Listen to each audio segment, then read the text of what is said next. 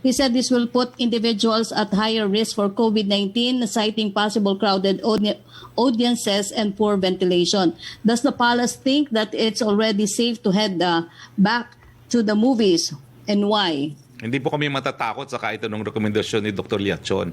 Una-una, ito po ay para sa mga bakunado lamang. Pangalawa po, 30% seating capacity, wala po yung magkakatabi. Tapos number 3, meron pang guidelines na inisyu po ang ating DOH na kinakailangan may ventilation, may use of air purifier system. Isipin din po natin yung mga naghahanap buhay na related sa mga sinihan.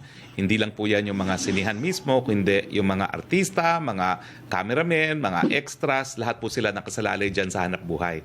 Hanap buhay po ang pinag-uusapan at hindi po natin sinasakripisyo ang kalusugan kasi nga po dumating na tayo sa punto na halos 80% na rin ang bakunado dito sa Metro Manila. Opo.